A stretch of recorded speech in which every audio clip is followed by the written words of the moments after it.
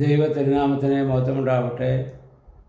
Bible reading പ്രോഗ്രാമിൽ സംബന്ധിക്കുന്ന ഏവർക്കും കർത്തൃനാമത്തിൽ സ്നേഹവന്ദനം.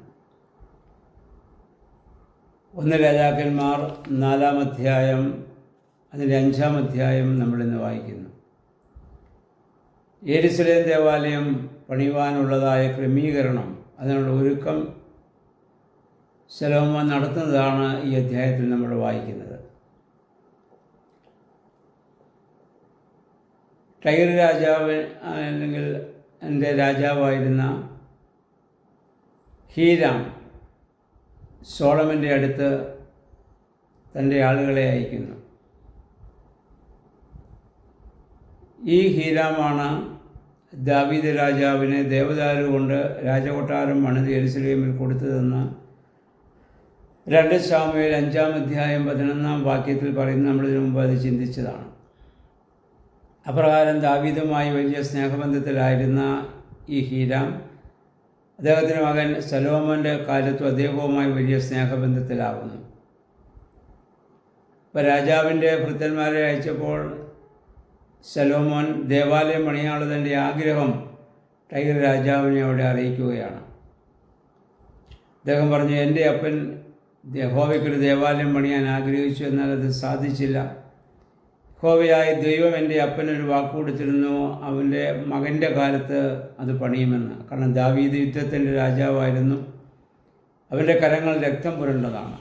അതിൽ ദേവാലയം പണിയുക ശരിയല്ല. അതുകൊണ്ട് തൻ്റെ മകൻ്റെ കാലത്ത് ദേവാലയം പണിയുമെന്നുള്ള വാഗ്ദത്തം കൊടുത്തു. അതനുസരിച്ച് ഞാനിപ്പോൾ രാജാവായിരിക്കുന്നു, എൻ്റെ അപ്പൻ്റെ ആഗ്രഹം എനിക്ക് നിറവേറ്റണം, മനോഹരമായൊരു ദേവാലയം എനിക്ക് പണിയണം. അത് പണിയണമെങ്കിൽ ദേവദാരു കൊണ്ട് തന്നെ എനിക്കത് പണിയണം. എൻ്റെ അപ്പൻ്റെ കൊട്ടാരം നീ ദേവദാരു കൊണ്ടാണ് പണിത് കൊടുത്തത്. ആ മനോഹരമായ ഏറ്റവും വിലപിടിപ്പുള്ള ആ വൃക്ഷം കൊണ്ട് എൻ്റെ ദൈവത്തിന് ദേവാലയം പണിയണം. അതിന് എന്നെ സംബന്ധിച്ചിടത്തോളം എൻ്റെ രാജ്യത്തുള്ളവർക്ക് ആ മരം മുറിക്കുന്നതിനുള്ളതായ പരിചയമില്ല. അങ്ങനെ മരം മുറിക്കാനുള്ള ആളുകളൊക്കെ നിൻ്റെ രാജ്യത്തിൽ പരിചയക്കാരുണ്ട്, അവരെ കൊണ്ട് നീ ആ മരം എനിക്ക് മുറിപ്പിച്ചു തരണം. എല്ലാ ജോലിക്കാരെ കൂടി ഞാൻ അയക്കാമെന്ന് പറഞ്ഞു. സോളമൻ്റെ ഈ വാക്ക് കേട്ടപ്പോൾ ടൈർ രാജാവായ ഹീരാം വളരെയേറെ സന്തോഷിക്കുകയും അതിൻ്റെ 7-8 വാക്യങ്ങൾ നമ്മൾ വായിക്കുന്നു. ഇങ്ങനെ ജ്ഞാനിയായ ഒരു മകനെ തൻ്റെ സ്നേഹിതനായ ദാവീദ് രാജാവിന് കൊടുത്തതിന് അദ്ദേഹം ദൈവത്തെ മഹത്വപ്പെടുത്തുകയും ചെയ്യുകയാണ്. 9 വാക്യങ്ങളിൽ അതിനുള്ളതായ ക്രമീകരണം രണ്ടുപേരും കൂടെ ചേർന്ന് ചെയ്തതായി നമ്മൾ കാണുന്നു. ദേവദാരുവും സരളവൃക്ഷവുമൊക്കെ അവിടെ നിന്ന് മുറിച്ച് സോളമൻ തൻ്റെ ജോലിക്കാരെ അവിടെ അയക്കും. അതേസമയത്ത് ഹീരാം രാജാവിൻ്റെ അവിടെ തൊഴിലാളികളും കൂടി ചേർന്ന് ആ മരങ്ങളൊക്കെ മുറിച്ച് വെള്ളത്തിലിറക്കി ചങ്ങാടമാക്കി അത് യെരുശലേമിലേക്ക് കൊടുത്തയക്കുകയാണ്. ഇവിടെ നമ്മൾ വായിക്കുന്നു, ശലോമോൻ ചെയ്തത് 30,000 പരം ആളുകളെ അതിനുവേണ്ടി അദ്ദേഹം തിരഞ്ഞെടുത്തു, അതിൻ്റെ ദേവാലയ പണിക്ക് വേണ്ടിയിട്ട്. നമ്മൾ പറയുന്ന 1 മാസം അവർ ലബാനോനിൽ പോയി ഒരു മരം മുറിച്ചാൽ 2 മാസം ഭവനത്തിൽ വിശ്രമിക്കാനുള്ള അവസരം കൊടുക്കുകയാണ്. അതായത് തൊഴിലാളികളുടെ ക്ഷേമവും അവർക്കാവശ്യമായ വിശ്രമവും അവർക്കാവശ്യമായ സന്തോഷവും നൽകുന്നു. അവർക്ക് സന്തോഷകരമായ കുടുംബജീവിതം നയിക്കാനുള്ള അവസരം കൂടി അദ്ദേഹം കൊടുക്കുകയാണ്. അതാണ് യഥാർത്ഥ നേതാവ്, യഥാർത്ഥ രാജാവ്. അല്ലാതെ തൻ്റെ അടിമയാക്കി അവരെ കൊണ്ട് കഠിനവേല അദ്ദേഹം ചെയ്യിക്കുകയല്ല. 1 മാസം ജോലി ചെയ്താൽ 2 മാസം അവിടെ ഭവനത്തിൽ പാർക്കാനുള്ള അവസരം. അവർക്ക് 1 മാസം അവർ പോയി ഈ മരം മുറിക്കാനുള്ള കഠിനമായ ജോലിയാണ്. അപ്പോൾ കുടുംബത്തെ വിട്ടേച്ചാണ് അവർ പോകുന്നത്.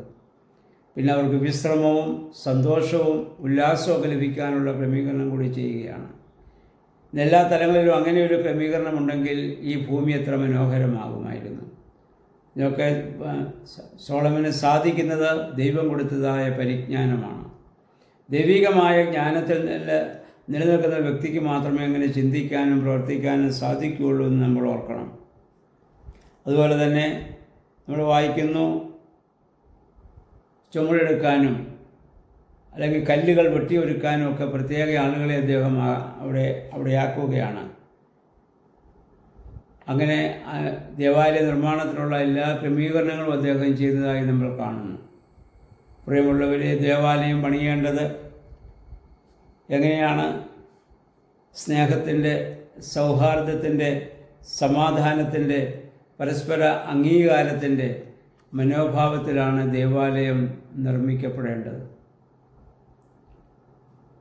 അല്ലാതെ പരസ്പര വിരുദ്ധത്തിൻ്റെയും അല്ലെങ്കിൽ വ്യവഹാരങ്ങളുടെയും ഒന്നും പശ്ചാത്തലത്തിലല്ല പുതിയ ദേവാലയം പണിയപ്പെടേണ്ടത്. ഇന്ന് പലപ്പോഴും പുതിയ ദേവാലയങ്ങളൊക്കെ പണിയപ്പെടുന്നത് എങ്ങനെയാണ്? ഉണ്ടായിരുന്ന ദേവാലയത്തിൽ നിന്ന് കലഹമുണ്ടാക്കിയ ആളുകൾ പുറത്തു പോയിട്ട് അവരുടേതായ സ്വാർത്ഥതയിൽ ഓരോ ദേവാലയവും അതുമായി ബന്ധപ്പെട്ട കാര്യങ്ങളൊക്കെ അവർ പണിയാൻ വേണ്ടി ആഗ്രഹിക്കുക. അവിടെ എവിടെയാണ് ദൈവമുണ്ടാവുക? സോളമൻ ഇത് ചെയ്ത് ഓർക്ക് ആളുകളുടെ എല്ലാം സന്തോഷം, അവർക്കൊക്കെ സമാധാനം.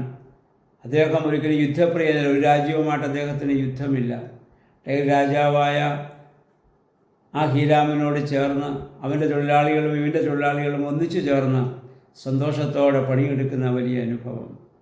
ആ നിരപ്പിൻ്റെ, സന്തോഷത്തിൻ്റെ, സമാധാനത്തിൻ്റെ അനുഭവത്തിലാണ് ഓരോ ദേവാലയവും നിർമ്മിക്കപ്പെടേണ്ടത്.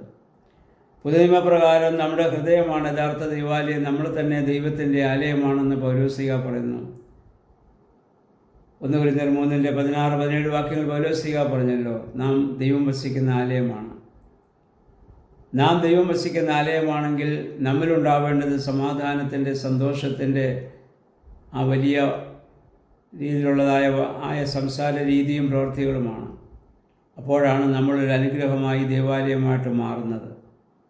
അപ്രകാരം ഒരു അനുഭവം ഉണ്ടാകാൻ നമുക്കിടയാകട്ടെ. ഇന്ന് എല്ലാ സഭകളിലും എല്ലാ സമൂഹങ്ങളിലും വലിയ കലഹങ്ങളും വിഭാഗീയ ചിന്തകളും തർക്കങ്ങളൊക്കെ നടന്നുകൊണ്ടിരിക്കുമ്പോൾ അതൊക്കെ ദൂരീകരിക്കപ്പെട്ട് ഏകമനസ്സോടെ ഐക്യതയോടെ ദൈവാലയമാണ് ദൈവത്തെ ആരാധിക്കുവാൻ തക്കവണ്ണം ഒരു സാഹചര്യം ദൈവമേ, പരിശുദ്ധാത്മാവെ ഞങ്ങൾക്കുണ്ടാക്കി തരണമേ എന്ന് പ്രാർത്ഥിക്കാം.